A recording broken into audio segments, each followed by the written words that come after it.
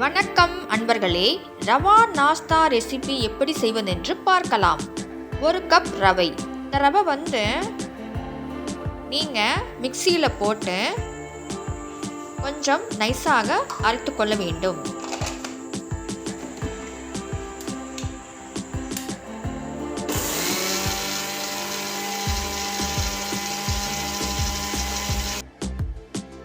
பார்த்தீங்களா, இப்படி இருக்கும். அதாவது பவுடர் ரொம்ப நைஸாக அரைக்காதீங்க, கொஞ்சம் குறப்பாக தான் இருக்கும்.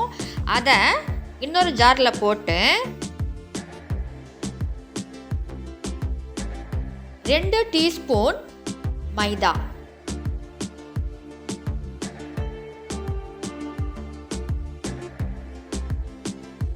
இட்லி மாவு இருக்கும் இல்லையா, அது ஒரு 2 கரண்டி,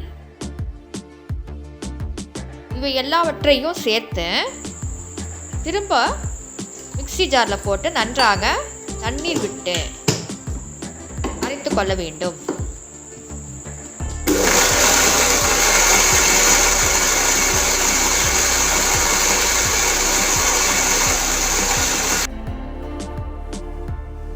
ஒரு பாத்திரத்தில் அரைத்து வைத்த ரவா, மைதா, இட்லி மாவு கலந்த கலவையை ஒரு பாத்திரத்தில் எடுத்து வைத்துக்கொண்டு நன்றாக கலக்கி அதில் பொடிதாக நறுக்கிய 2 பச்சை மிளகாய், கருவேப்பிலை பொடிதாக நறுக்கியது, கொத்தமல்லி தழைகள் பொடிதாக நறுக்கியது,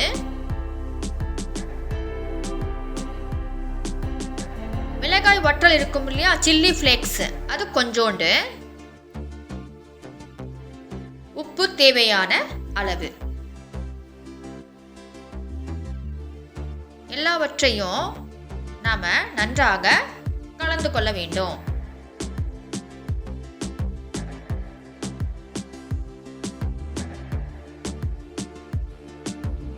அரை கப் அளவு தண்ணீரை ஊற்றி இன்னும் நன்றாக கலந்து கொள்ள வேண்டும்.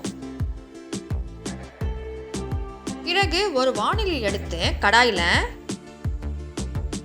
தண்ணீரை கொஞ்சம் ஊற்றி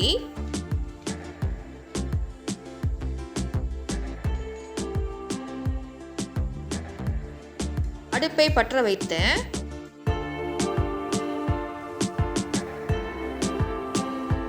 ஒரு பாத்திரமோ இல்லை இந்த மாதிரி வளையமோ போட்டு ஒரு தட்டில் எண்ணெயை தடவிக்கொள்ளுங்க. எண்ணெய் அல்லது நெய்யை தடவிக்கொள்ளுங்கள்.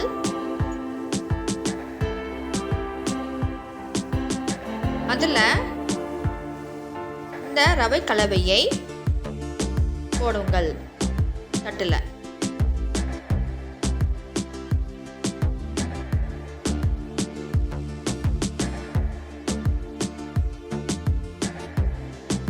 இதை நீங்கள்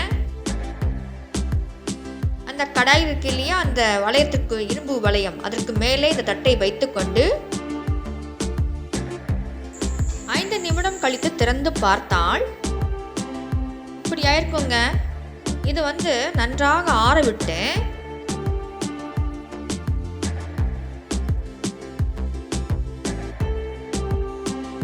நன்றாக ஆறின பிறகுதான் நீங்க இது கட் பண்ணணும்.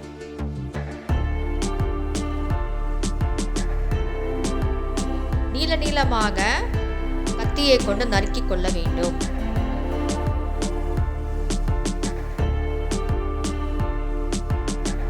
மெதுவாக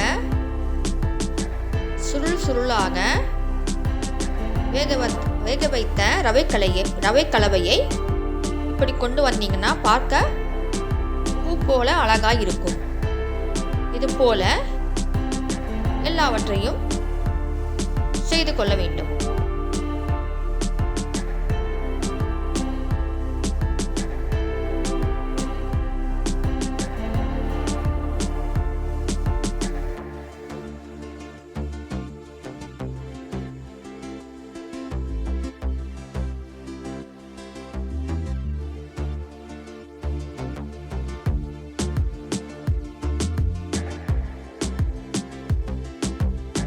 இது மாதிரி 5 நிமிடம் கழித்து இந்த மாதிரி ஆற விட்டு நீளவாக்கில் நறுக்கி சுருளாக எடுத்து வைத்து கொண்டால்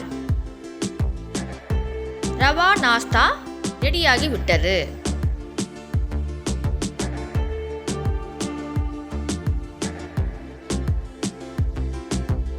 உங்களுக்கு பிடிச்சிருந்தா லைக் பண்ணுங்க, கமெண்ட் பண்ணுங்க, மறக்காம சப்ஸ்கிரைப் பண்ணுங்க. வணக்கம் அன்பர்களே.